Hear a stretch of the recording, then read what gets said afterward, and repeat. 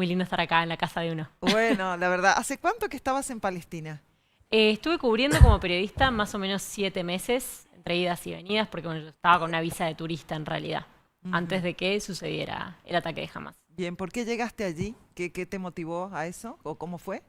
Bueno, yo soy especialista en política internacional, soy recibida de la Universidad Nacional de San Juan en la licenciatura de comunicación. Cuando terminé, hice un viaje por Medio Oriente hace como 8 años.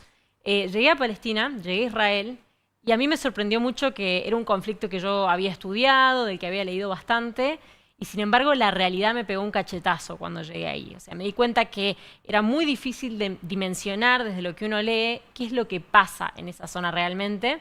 Y el año pasado estuve viajando un poco, cubriendo también como corresponsal desde otras zonas, y decidí ir a esta región, quedarme por más tiempo y empezar a escribir un poco más, porque la verdad es que la cantidad de historias de la gente que vive en ese lugar bajo ocupación israelí es tremenda, es muy distinta a cualquier cosa que nosotros podamos imaginarnos.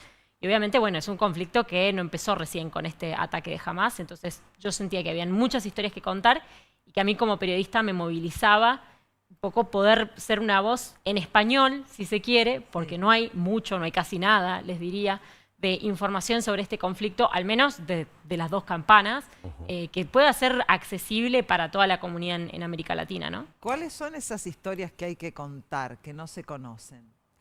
Bueno, yo creo que en general tiene mucho que ver con cómo se vive bajo ocupación, porque muchas veces la gente entiende que este es un conflicto que pasa lejos, que cada tanto hay chispazos, que cada tanto vemos imágenes de bombardeos y se queda ahí. Mucha gente piensa incluso que esto quizás es un conflicto limítrofe entre dos estados. Y no es así. Es un conflicto que además de ser muy complejo, no habla de dos territorios que tienen problemas en el límite. La población palestina vive bajo ocupación israelí y la gente vive así todo el año, la gente nace, vive y muere en ese contexto, en un contexto donde la gente le faltan muchos de los derechos que para nosotros son básicos, ¿no? El derecho al movimiento, el derecho al acceso a distintos bienes y servicios. Gaza, la franja de Gaza, donde estamos viendo los bombardeos de Israel como respuesta al ataque de Hamas en este momento, es un lugar muy particular donde la gente no tiene ni siquiera acceso al agua potable en las cantidades que establece la Organización Mundial de la Salud como necesarias para una vida digna, ¿no? Hay una falta total de oportunidades laborales para la gente joven, se vive bajo constante humillación. Yo las historias que por ahí les contaba a la gente cercana a mí en San Juan, mientras estaba ahí, la gente más grande, yo nací en democracia, pero la gente más grande muchas veces me decía, lo que me estás contando suena mucho a cómo se vivía en dictadura en la Argentina, ¿no? Y todas esas historias, estar ahí y verlo de primera mano, es muy distinto, porque una cosa es que yo les diga, bueno, de acuerdo a los papeles, digamos, el territorio se divide así, así y así, ¿no? Pero cuando uno está ahí y ve cómo los palestinos tienen que pasar por controles militares y que eso implica que, por ejemplo, gente que nació en Jerusalén a veces no puede visitar su ciudad, porque es la ciudad que es sagrada para el judaísmo, para el islam, para el cristianismo. Mucha de la gente que incluso nació ahí fue desplazada, no tiene acceso a visitar esa zona ni a rezar en sus lugares sagrados. Aquellos que sí pasan, por ejemplo, por un control militar, donde uno está sentado en un colectivo, se suben 2 soldados israelíes completamente armados, van intimidando a toda la población para pedirle los papeles, y uno entiende que ese es un lugar conflictivo y que Israel vive una situación de seguridad muy compleja, estando en el lugar del mundo en el que está, pero también es cierto que yo he visto situaciones de estos soldados, como decía, completamente armados, gritándole a una viejita que quiere pasar con una bolsa de naranjas, digamos. Yo no sé qué peligro a la seguridad hay en esos casos. Y eso se construye en el día a día, ¿no? O sea, esa sensación de humillación en la vida diaria y de gente que ha sido desplazada, ¿no? Que sus abuelos vivían en una casa, que sus familias vivían en una casa, y lo único que les quedó fue la llave de esa casa que conservan porque ellos sienten que algún día van a volver. Y es verdad que hay problemas para la provisión de energía, de alimentos, de energía eléctrica, ¿no? Agua y demás. Sí, es cierto, acá hay que separar los dos territorios palestinos, porque tenemos la franja de Gaza por un lado, que es donde hemos estado viendo todos los bombardeos y demás, y desde donde ocurrió el ataque de Hamas y la incursión a territorio israelí, está la franja de Gaza, en el medio está Israel, y después está Cisjordania, entonces, que es Palestina también. Esos dos territorios no están conectados. Franja de Gaza vivía un bloqueo israelí antes del ataque de Hamas. Ya era muy difícil para esa población acceder a muchos de los servicios básicos, pero después del ataque de Hamas, una de las decisiones del gobierno israelí fue, Cortar todo. claro, fue sostener, endurecer ese bloqueo y decidieron no dejar pasar ni alimentos, ni agua, ni provisión de electricidad, combustibles. Entonces imagínense un territorio muy chiquitito, estamos hablando de 40 kilómetros por 10, donde viven más de 2 millones de personas, que en este momento están siendo bombardeadas por Israel como respuesta al ataque tremendo y horrible que sufrieron por parte de Hamás. Es un grupo terrorista, ¿no? Sí. Ese grupo no representa al pueblo palestino, ¿verdad? Es muy difícil hablar de quién representa y quién no, porque los palestinos no acceden a elecciones desde el 2006, más o menos. Entonces, nadie ha podido elegir, digamos, quiénes son sus legítimos representantes en este momento. Por supuesto, Hamás no representa a toda Palestina. Hamás es una agrupación que utiliza la violencia y que cree, digamos, no es una agrupación que cree en la paz. Eso está claro. Sí, sí. Pero tampoco los palestinos tienen a otro interlocutor, digamos, que pueda sentarse a una mesa de negociación, y tampoco Israel les da ese espacio, porque no hay ninguna mesa de negociación donde las partes se puedan sentar en pie de igualdad. Son rehenes de su propia realidad, podría decirse. Yo diría que son rehenes de Israel. Digamos, Hamás empezó mucho después que la ocupación. Hamás se creó como una organización muchas décadas después de que los palestinos venían viviendo bajo ocupación, con una vida, digamos, una vida que creo que sería miserable para cualquiera de nosotros que acá tiene acceso a muchas Pero otras no es una cosas. organización subrepticia, digamos, o sea, en Palestina está a la vista de todos. Es una organización que está más que nada en la Franja de Gaza. Cisjordania está gobernada por otra entidad, que es la Autoridad Palestina. En la Franja de Gaza el tema es que son quienes de facto gobiernan esa franja. Entonces, más allá del ataque, son quienes en el día a día manejan esa situación. Eso es complejo, obviamente. Creo que si los palestinos tuviesen la oportunidad de elegir, ahí habría que ver, ¿no? ¿Qué es lo que elegirían? Yo creo que si los palestinos pudiesen elegir, no elegirían vivir bajo ocupación. O sea, empezaríamos por ahí, y ahí vos podés tener una democracia donde puedas elegir a representantes que obviamente apuesten por la paz y no por esta clase de atentados horribles. Has estado allí viviéndolo, lo has visto y lo has reportado en este tiempo como periodista, querida Melissa. Sí, estuve, bueno, trabajando mucho como freelance y en mis redes sociales también, que paso ahí, bueno, me pueden seguir, Melissa. Sí, ahí te ubicamos. Fue de esa manera en que llegamos a vos, justamente. Sí, porque es la forma también más fácil de mostrar el día a día. ¿Y esto te ha costado caro decirlo como protagonista?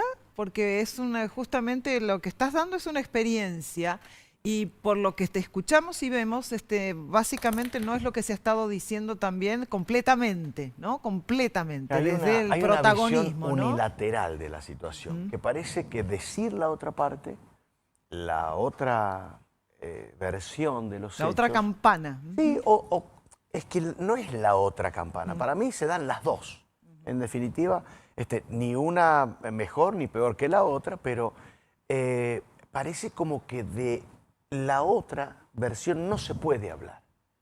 Está como prohibida. Vimos un altercado grave que tuvimos, que vimos en La Nación Más con Novarecio. El tipo se paró, te dejó hablando sola. El papelón obviamente lo pasó él, como desacreditando todo lo que vos por vivencias propias venías a contar generosamente a su programa y a su panel. Lo mismo pasó con esta otra periodista, ¿cómo se llama? La rubia. Débora Plager. Débora Plager, que dijo, no hay dos partes del asunto. Digo, ¿por qué vos creés que no se puede hablar de la otra parte? Bueno, porque hay lógicas de poder muy fuertes. Todas las personas que estudiamos hace rato este conflicto sabemos eso, sobre todo en la Argentina, porque hay otros países donde también sucede esto, pero en la Argentina particularmente el lobby que hay detrás de cómo se cuenta esta historia es muy fuerte. Hay muchas lógicas de poder, y a mí lo que me entristece sinceramente es que yo creo un poco lo que vos decías, no es que hay una campana o la otra. Lo que yo incluso intentaba mostrarles es decirles las dos cosas están pasando al mismo tiempo. Y uno no pasa nada porque uno pueda condenar completamente un ataque horrible que atacó y masacró a civiles, y que como comunidad internacional no podemos dejar que eso pase de nuevo. Vos y la tuviste verdad una que frase muy valiosa, que un muerto no es más valioso o menos valioso que el otro del otro bando. O sea, los niños que mueren de un bando, los viejos que mueren de un bando, tienen la misma importancia. O sea, con eso los mataste. Los tipos realmente vos te comportaste con una altura envidiable, realmente, te digo. Porque Estaba intentando. No, pero es que uno puede disentir y no puede a lo mejor coincidir en nada con otra persona. Lo que no puede hacer es faltarle el respeto, digamos. Lo que pasó ahí, te faltaron el respeto. Sí. Y a mí me gustaría que también esto sirviera como ciertamente una reivindicación en tu casa, de tu calidad de persona y de periodista, porque nosotros dos podemos disentir en un montón de cosas. Seguro. Pero obviamente ya falta el respeto, que yo me pare ahora y Sí. diga, no, lo que está diciendo, yo nunca voy a compartir Y con bueno, un sí, homofóbico, puede. y ahí sacó el lobby LGBT, porque A ahí le mí me dio convenía a él. temor, Bueno, Melissa, que me daba la impresión como que en virtud de estas situaciones sobreexpuestas, parecía como que estabas no condenando el ataque de Hamás. Y eso Y que te lo dije un cansabas de montón veces. repetirlo. Sí, Y un yo montón de digo, veces. ay, qué situación, qué momento.